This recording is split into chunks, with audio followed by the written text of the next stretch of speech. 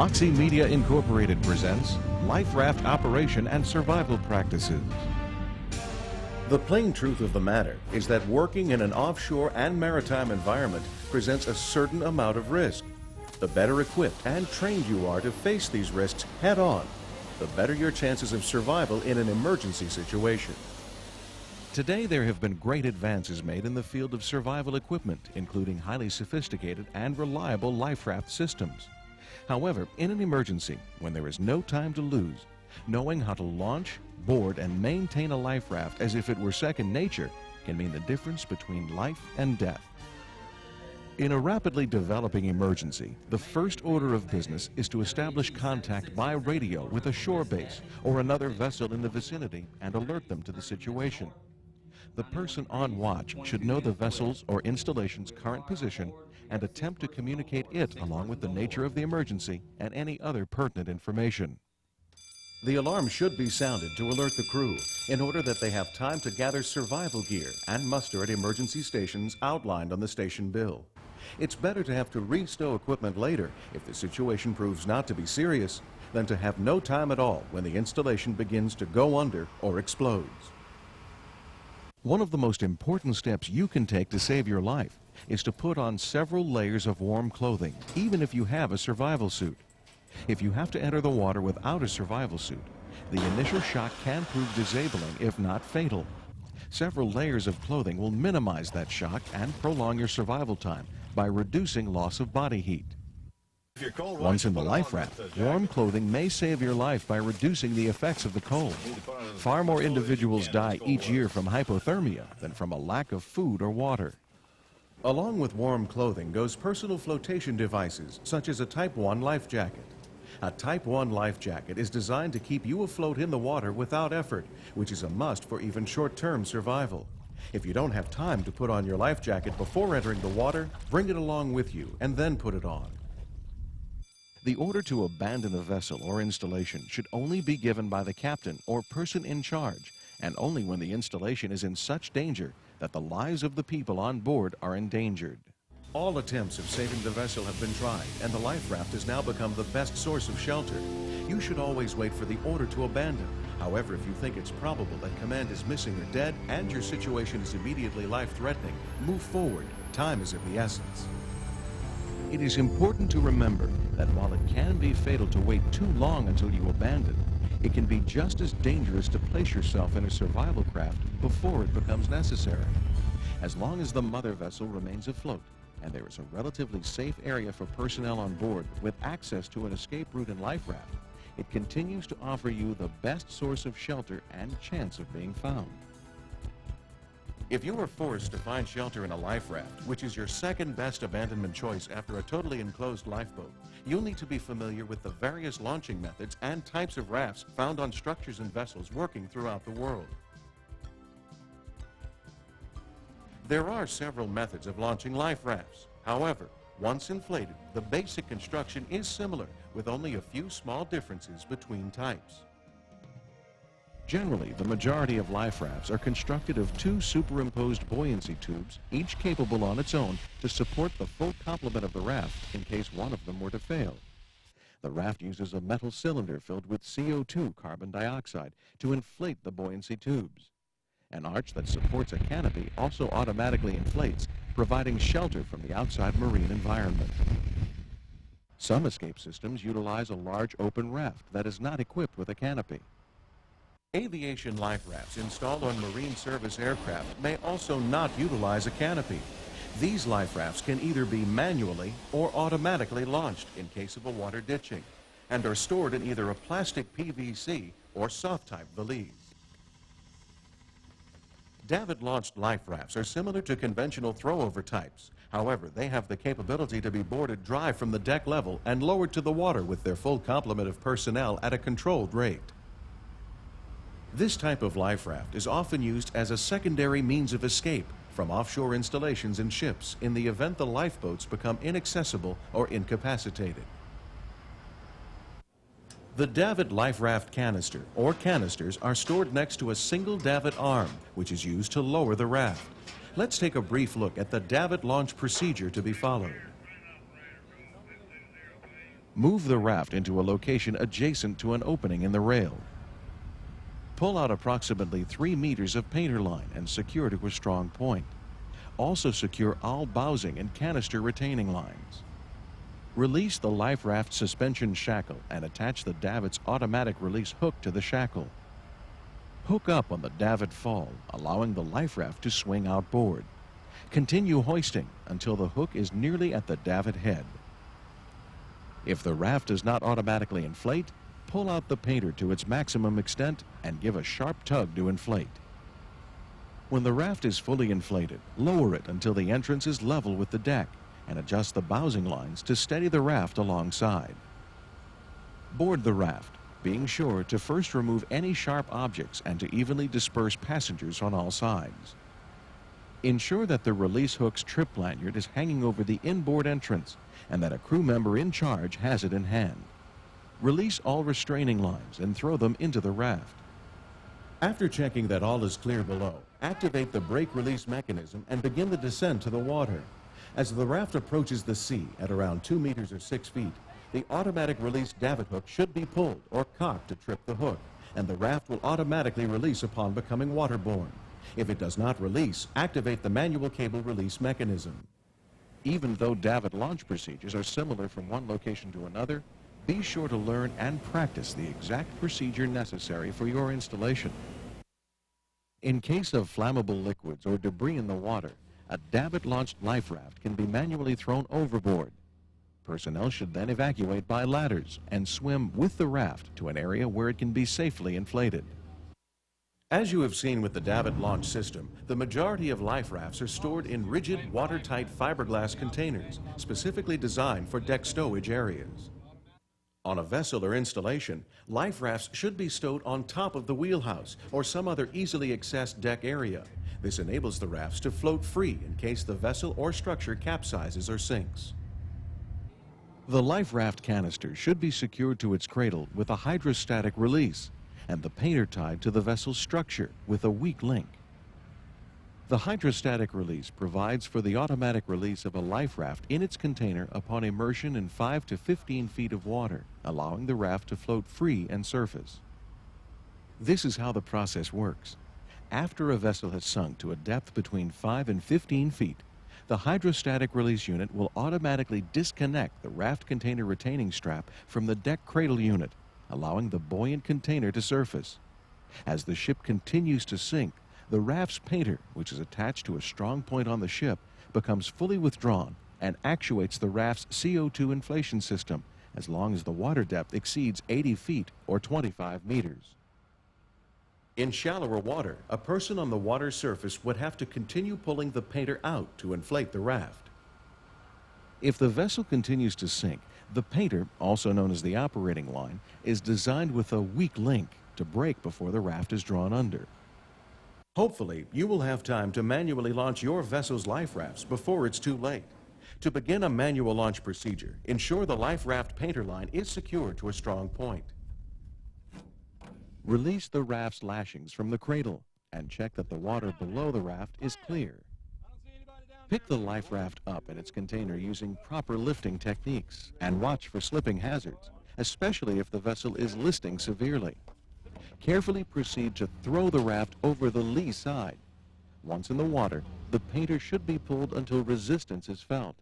A sharp tug then activates the gas bottle, resulting in the inflation of the raft. Due to the difficulty and time involved in having to pick up and throw the life raft overboard, some vessels now mount the life raft canisters on stowage ramps, which also incorporate a hydrostatic release system. These systems make the launching of a life raft considerably easier and quicker. Immediately after inflating the life raft, it is normal for you to hear gas escaping through the pressure relief valves installed on the raft. This allows excess gas to automatically escape and will probably stop in a few minutes. The main rule in marine survival situations is to stay dry. To ensure this, the life raft may be boarded in 3 ways. First, by climbing down a ladder, stairs, net, or line. Second, it may be possible to jump directly into the raft, but only below a height of 3 meters or 10 feet. Before jumping, first remove any heavy footwear. Be sure to avoid other survivors in the raft as you jump into the entrance, landing on your toes, knees bent, with arms outstretched to absorb the impact on the canopy. Do not jump onto the canopy, as personnel inside could be injured. The third method is to board from the water. Get down below a height of 10 meters or 30 feet and utilize the proper water entry step-off procedure. In the unlikely event that a life raft is inflated upside down, it can only be righted by a man in the water. Swim on your back, using only the arms, to the side of the raft closest to the gas bottle. Next, facing the raft, turn it into the wind and kick and pull yourself up onto the raft. Once on the raft, place your feet on the gas bottle, grab the righting strap, and lean back over the edge until the raft begins to right itself. Once the raft has reached the vertical and starts to come over, jump back well clear of the descending raft. If the raft lands on top of you, do not panic. The bottom of the raft is soft and your head will form an air pocket. Take a breath and then use your arms to pull yourself from under the raft, remaining face up. If you turn with your face down, it's possible that your life jacket will hang up on the bottom of the life raft, making it difficult for you to get out from underneath. Survivors in the water upon arriving at the raft should help each other to board. Those remaining in the water should wait their turn while holding onto the lifelines around the outside of the raft. Boarding the raft from the sea takes considerable effort. Most new models of life rafts have inflatable ramps on at least one entrance that makes it easier, as shown here, to board the raft. With a boarding ladder, you begin by placing your foot on the highest rung possible while bobbing up and down, using the buoyancy of your PFD or survival suit to lift you out of the water as you attempt to reach inside and grab the internal lifelines.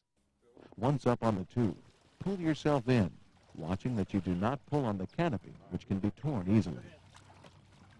Help all personnel into the raft and space everyone evenly around the perimeter. Keep as much weight as possible to the outside perimeter to prevent wind from blowing up under the raft in rough seas. Once inside the raft, you will find steadying lines for the raft's occupants to put their arms through or grab. This helps prevent injury to survivors during rough seas. Look for other survivors in the water using a flashlight at night, which can be found in the survival pack. Look for reflective tape and listen for whistles. The flashlight also doubles as a signaling device. If a crewmate is in the water, injured and unable to reach the raft, it may be necessary to assist him.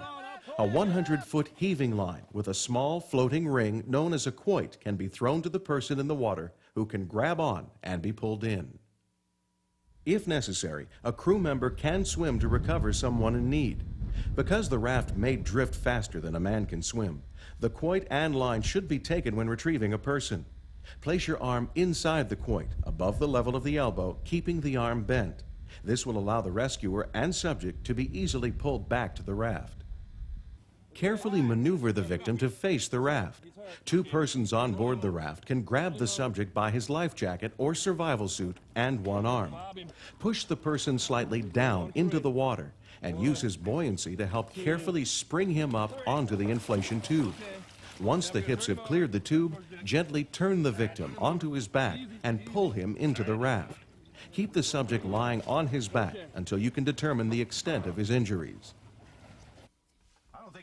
When possible, all personnel with injuries should be assessed and treated. If a crewman is recovered from the water with all the signs of drowning, mouth-to-mouth rescue breathing and CPR should be started immediately and continued until help arrives or it threatens the well-being of the crew.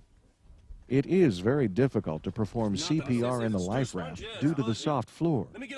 One method to perform chest compressions is to place the victim on top of another person, who then wraps his arms around the victim's chest, locks his hands, and performs the chest compressions as if he were giving a bear hug. Once all seriously injured crew members have been treated, the rest of the crew must look after their own health by passing out seasickness pills. Even the most hardened sea dog is apt to get sick in a raft. Seasickness should be taken seriously, as it results in the loss of precious body fluids and slows a person's ability to act quickly, if at all. If your vessel is still afloat, stay tied to it unless fire or some other form of danger forces you to cut the painter. The vessel may not sink and could be used for potential shelter, and if it does sink in shallow water, it will serve as an anchor. By remaining with the vessel, you're staying close to the position of your distress call, and you'll be easier to spot by rescuers. If you need to cut the painter line, keep as much line as possible and use the curved knife stored on the tube for this purpose. When finished, replace the knife. If there is more than one raft on the scene, tie them together using the LIFERAFT's painters. There is safety in numbers, and with 2 or more life rafts, you have increased survival gear and present a larger profile. If the seas are rough, make sure there is adequate line, about 50 feet, between the rafts, so wind cannot get underneath and cause them to snatch and possibly capsize. Whenever towing a life raft, the best point to tow it from is the painter line, which is often connected to the raft with a bridle. Never exceed a towing speed of 2 miles per hour. If the raft has been cut clear of the parent vessel, check that the raft's sea anchor has been properly streamed. The sea anchor, which is deployed automatically upon inflation, serves to position the entrances at right angles to the weather, helps stabilize the raft in the water, and reduces the rate of drift, helping you to stay closer to your last reported position. The sea anchor should be inspected frequently, and is so important a spare one can be found packed aboard. By changing the drogue's point of attachment, you can position the openings of the raft to gain increased ventilation during hot weather or increased protection during heavy seas. If both anchors have been lost, it is important to improvise with other devices to take their place. Discarded clothing, paddles tied to a life jacket, and buckets can be used as substitute drogues.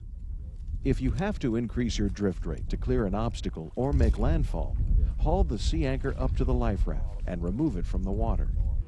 The period immediately following an evacuation to the life raft is crucial.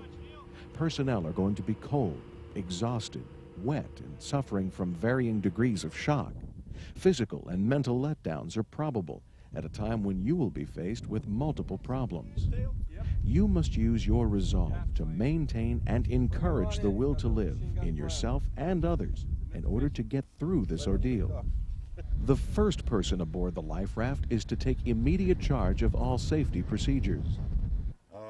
Later, an election is held to pick the most experienced, able-bodied raft commander. The raft commander is now responsible for his own survival as well as his crew. A positive attitude, coupled with a sense of calm and a touch of humor, will increase morale and increase everyone's will to survive. Immediately assign watch and other duties, no matter how trivial, to all except the severely injured. Routine activities will ease boredom and help morale. The watchkeepers should look for other survival craft, persons in the water, passing ships, aircraft, and changes in the weather. Close down the raft entrances once everyone is inside to keep the cold out and keep in the warmth generated by the occupants. A system of straps, Velcro, or tabs is provided with instructions found printed on the canopy or in the survival bag. Leave a small hole for ventilation, which the posted lookout person can utilize. With cold being the biggest killer, every attempt should be made to raise the body temperature of the raft's inhabitants by pumping or bailing out any water and drying the interior with sponges or clothing. If clothing is wet, remove it, wring it out, and put it back on. It has been shown that the temperature inside a life raft can be raised to 60 degrees Fahrenheit or 15 Celsius in just 1 hour, even with sub-zero outside temperatures. Getting dry not only helps to raise your temperature, but also guards against immersion or trench foot.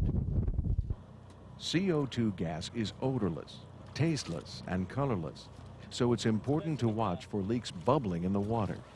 If you suspect a leak, leave the entrances of the raft open, as breathing a large amount of CO2 can suffocate you. If leaks develop in the buoyancy tubes, a repair kit is usually provided among the raft supplies. This kit will include rubber tube patches, which utilize rubber cement, and sealing clamps for plugging larger holes. Instructions on their use will be included. During the day, the rise in temperatures may be enough to cause the gas to expand and activate the relief valves. At night, when the temperature falls, You might have to pump up the tubes with the supplied air pump to keep them rigid as the gas contracts.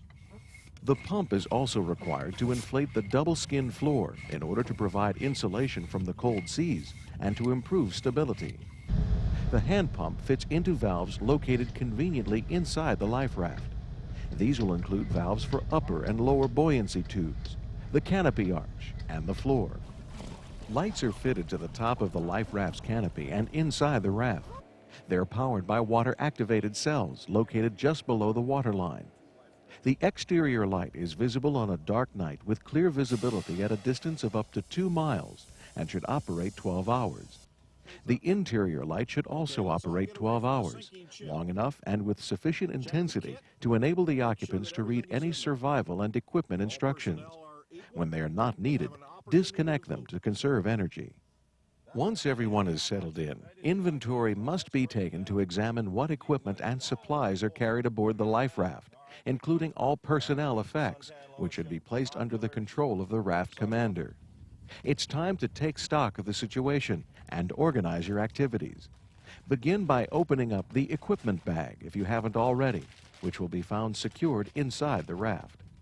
First, we find a set of paddles which are used to maneuver the raft, but with some ingenuity can be turned into a fishing rod or even splints for broken limbs. Next, we find the hand air pump. The excitement continues with leak stoppers, a series of rubber and wooden threaded conical stoppers used to plug leaks until permanent repairs are made. The repair kit, which contains various size fabric patches, scissors, sanding cloth, and adhesives.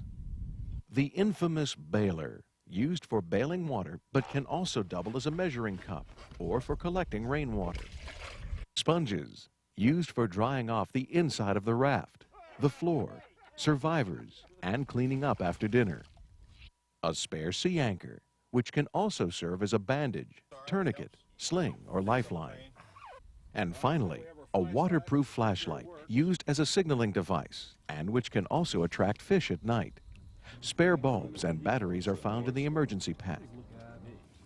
The majority of the life raft's equipment is stowed in an emergency pack, comprised of a cylinder wrapped in plastic and secured to the inside of the raft. The following equipment is available on most life rafts as cited by the 1986 SOLAS requirements. These supplies and features may differ when deployed at offshore installations and aboard certain aircraft.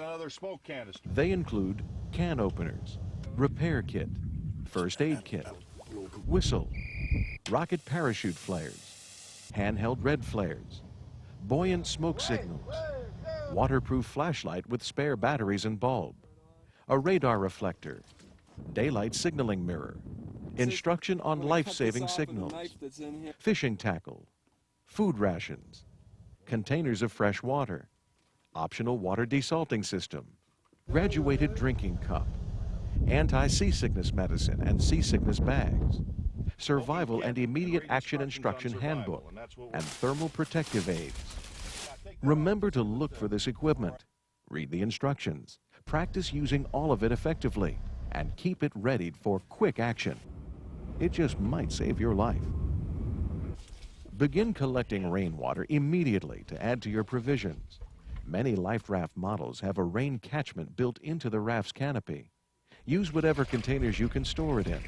Under conditions of high wind and spray, it may be impossible to collect potable water. It is vital to maintain your physical condition, reducing your exposure to the cold and sun.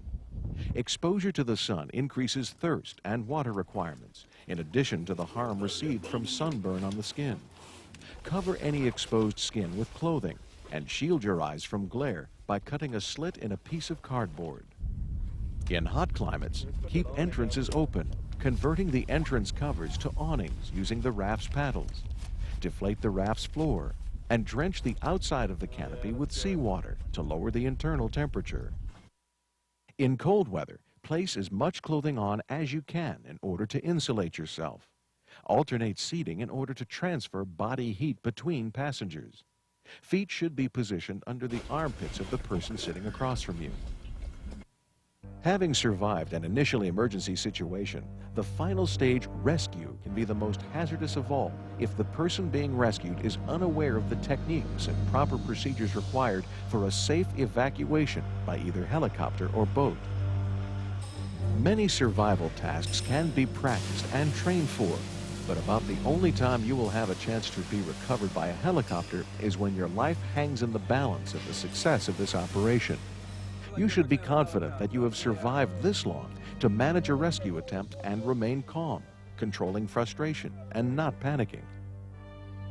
Helicopters generally cannot operate at night or in high wind conditions. But even if an attempted retrieval has failed, you should be assured that your location is now known and that these dedicated men and women will not rest until you're home safely.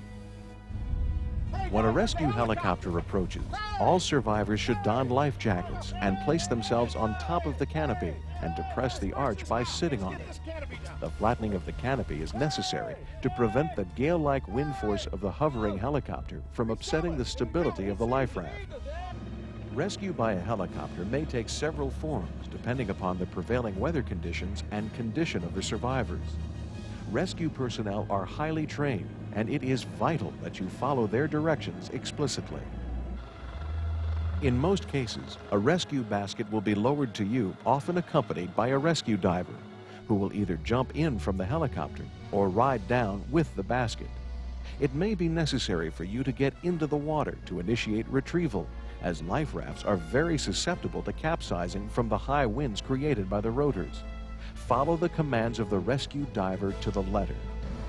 Anything lowered from a helicopter will have built up a strong static electrical charge, which must be grounded into the water before contact with survivors is made. While in the water, the basket will be trawled toward you. If the open side or mouth is pointed away from you, turn it so that you can get in. As soon as you are stabilized in the basket, raise an arm and give the thumbs up sign. Sit still and grab hold with both hands. You will be hoisted up as soon as conditions permit. Do not attempt to enter the helicopter until told to do so. Rescue by vessel is also very hazardous, as rescue craft move at different speeds in rough seas, and there is always the chance of the raft and personnel being run over. It is essential that the instructions of the rescue craft's captain and crew be followed exactly. All personnel should don their life jackets and be ready to move to the entrance of the life raft. A lifeline from the rescue vessel to survivors is very helpful. This may be the most strenuous part of your ordeal, so remain calm, alert, and orderly. With access to modern life-saving equipment, hands-on training, and a positive mental outlook, the chances of you surviving a marine emergency evacuation are excellent. Remember, when the chips are down, the best resource available is your own innate ability and a history of hands-on training.